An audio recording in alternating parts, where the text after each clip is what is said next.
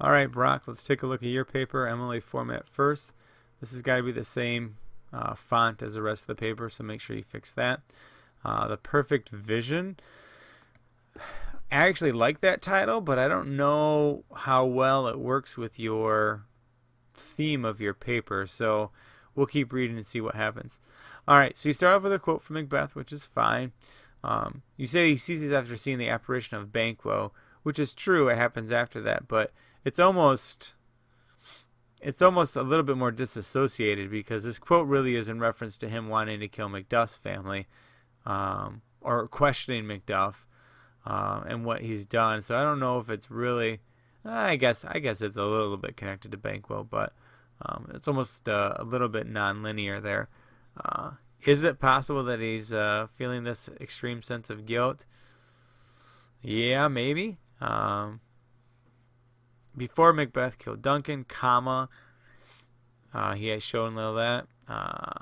He's one of these symptoms. Okay, so here's a run-on sentence. That's a comma splice there, so you got to fix that. This is the wrong use of semicolon. I'd make this a whole new sentence. He also experienced flashbacks and hallucinations, something like that. All right, so furthermore, due to it, comma, it induced intense stress and countless irrational thoughts that led to his timely demise. The manifestation of these thoughts drove Macbeth into a power trip that he would never return from. So this is, again, more plot. It's not necessarily you trying to prove something, because you'll just say he had a power trip and he never could return because he probably died. I don't know. So definitely need to make that a little bit stronger there. All right. Topic sentence needs to be stronger. You got to add something other than his first symptom was this. You got no comma there, no comma there. You got a space issue here. You have a run-on sentence here, so this is a comma splice. So really, Brock, think about this.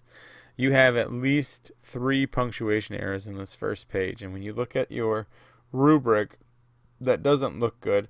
When you have 6, sorry, I don't know if I said 3, 6 total punctuation errors just in one page.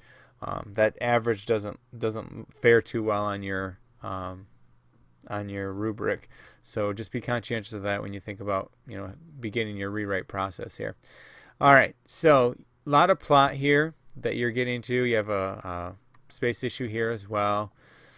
After he had him murdered so viciously, so no comma there.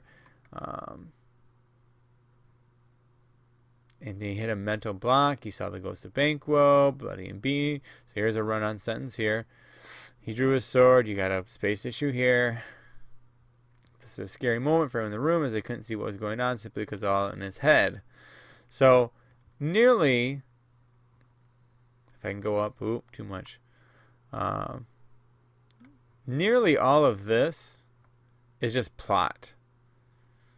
It's just plot. You're telling me plot. This is where, you should get into some kind of connection to the thesis. Yet all you say is, this hallucination was a very insightful factor in determining that Macbeth had a very severe case of PTSD, which I'm not sure why you even need to cite that. What are you citing in that sentence that's not your own thinking? Next, don't use very, let alone once, but twice in the same sentence. So get rid of that. But there's little connection. He hallucinates. Yes. You gave us an example. Fine. What does it, and you have no connection. Sorry. You also are missing any kind of in-text citation about the symptom itself, which would help us explain it in comparison to Macbeth. So you're missing that, and you don't have any connection to a thesis that's more than just, hey, by the way, guess what? He has this PTSD. And I don't even see the whole power trip thing in this paragraph as well, that he would never return from. I don't see that being displayed in here. So you need to figure out how that's all going to work. You need a strong transition sentence. Now that we have this symptom, we're moving on to this symptom sort of thing.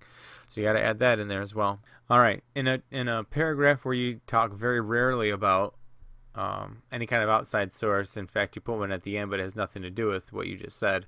You use 3 of them in this paragraph, yet I'm having a hard time even understanding how all of them, I mean, yes, I see how all of them are used, but you still don't have any in-text citation. According to this, another symptom of PTSD, according to the National Center for PTSD, was flashbacks, so it no longer is flashbacks. It's in past tense, so you fix that. He constantly had recurring flashbacks to several of the dark crimes that he committed. He says, again, all of your quotes are wrong as far as cite or punctuating them, because there's no space, so it wants to punctuate the other thing. So this is a sorry cite. I'm not sure how this is a flashback, though. I mean, are you saying he's flashing back to what he had just did? He'd always be there, at which point he answered his own question. So there's a run-on sentence saying no. And I don't think this is a good quote for what you're trying to prove. Basically, he's saying that he's never going to get it off, which is backing up that it's always there, I guess, with all this blood. So I guess it's you just need to make it connect a little bit better. So it caused him stress. According to the Mayo Clinic now, I got too many spaces. Most common symptoms of post-traumatic stress disorder. In addition, they say stress greatly contributes to traumatic flashbacks, which again, all you're saying is, guess what? People that suffer from PTSD have flashbacks. You need to spend more time talking about the intricacies of those flashbacks, how it relates to Macbeth in the story, and how all of this relates to a central theme, which you've yet to develop. So you still got to do all of that in here. You do have a better transitional statement, though, here at the end, Brock.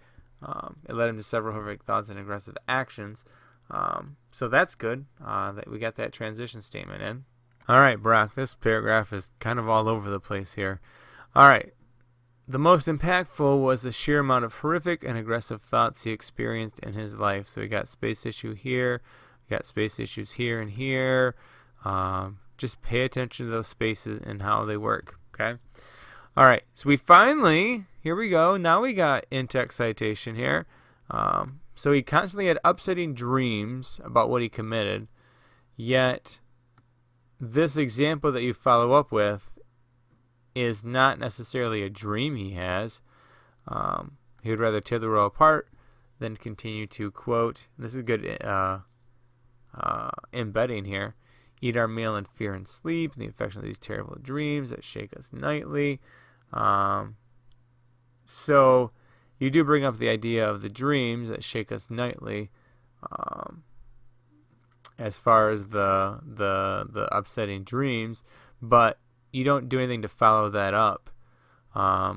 He's regularly on guard from danger, led to many irrational thoughts and decisions, and then you jump into the decisions. But what does that have to do with a greater theme? So yes, your quote does set up that he has these dreams, and you do a good job of embedding it. But we gotta keep try to tie it back to some kind of thesis, and then you get into the next plot point. It wasn't necessary to have him killed, but Macbeth's PTSD made him extremely fearful that Macbeth or one of his sons was going to rule one day, that he held and killed solely because he had anyways, this is a really run-on sentence. It's too long. So now we're going to we talked about dreams. We talked about how it led to a decision to kill Banquo. And now we're talking about guilt or shame, irritability, and aggressive behavior. And you give two quotes after that, because now we're talking about the guilt that he had. And then he has guilt and irritability, and so on and so forth. So I'd almost rather this paragraph was just about irritability, or you broke it apart somehow. I don't know. It seems to be all over the place with what you're trying to prove. You use a really long quote here, which I don't think you need to use. Again, you have space issues. You got space issues all over the place here. And it would ultimately cost him his life, which, again, is not a great connection to a thesis statement. That period also goes outside the punctuation as well. Outside the parenthesis as well. So we still have that problem with connecting everything back to the thesis. All right, let's organize this a little bit better. Restate your thesis statement, which we're going to develop a better one anyway for our rewrite. restate your thesis statement, then restate your main points. You wait all the way down here to really get into your main points. So restate your main points, give each of them at least a sentence, and then you have your clincher. This question is a weak clincher. Why would you say, you just told me, just spent a whole paper telling me he has PTSD, and now you want to tell me that maybe he has more than just that? No, you gotta focus on that. All right. So if you're gonna do the whole web thing, you gotta put a period in here to separate the whole web and access thing. Otherwise, it looks good. You're excited, it looks good. We just got to make sure everything is in text cited where it needs to be in the actual body of the paper. So that is the next thing you'll need to work on. All right. You have the bones of a good paper, Brock. We just got to clean some stuff up. Better thesis statement, connect it better to the topic and to the symptoms, and clean up a lot of that whole spacing issue that you have problems with.